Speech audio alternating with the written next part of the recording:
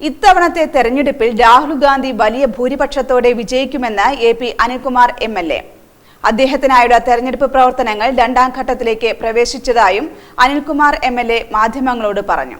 രാഹുൽ ഗാന്ധിക്കായുള്ള തിരഞ്ഞെടുപ്പ് പ്രവർത്തനങ്ങൾ രണ്ടാം ഘട്ടത്തിലേക്ക് പ്രവേശിച്ചതായി AP അനിൽകുമാർ MLA പറഞ്ഞു.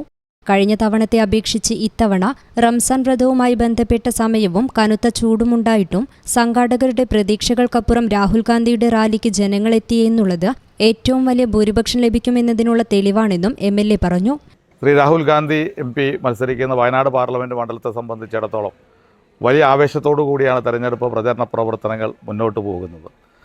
നാമനിർദ്ദേശ പത്രിക സമർപ്പിക്കാനെത്തിയ ശ്രീ രാഹുൽ ഗാന്ധിയെ വരവേൽക്കുവാൻ ആദ്യ തവണ നാമനിർദ്ദേശ പത്രിക സമർപ്പിക്കാനെത്തിയതിനേക്കാൾ വലിയ ജനസഞ്ചയമുണ്ടായി എന്നുള്ളത് ഈ തെരഞ്ഞെടുപ്പിൻ്റെ ആവേശം എത്രമാത്രം വലുതാണ് എന്നതിന് ഏറ്റവും വലിയ തെളിവാണ്. മാത്രമല്ല, കഴിഞ്ഞ തവണത്തെ അന്തരീക്ഷമായിരുന്നില്ല ഇത്തവണ റംസാൻ വ്രതവുമായി ബന്ധപ്പെട്ട സമയമായിരുന്നു, കനത്ത ചൂടാണ്.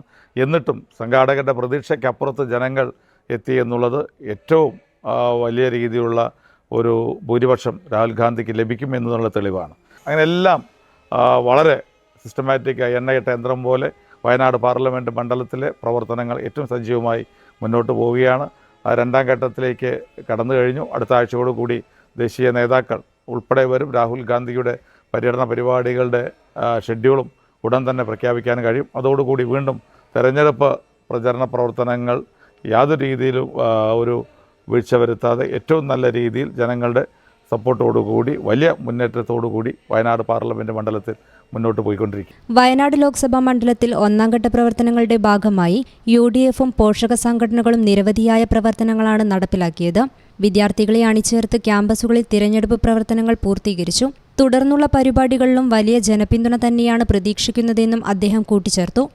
News bureau, Malappuram. Al Salama high hospital road, Perinthalmanna.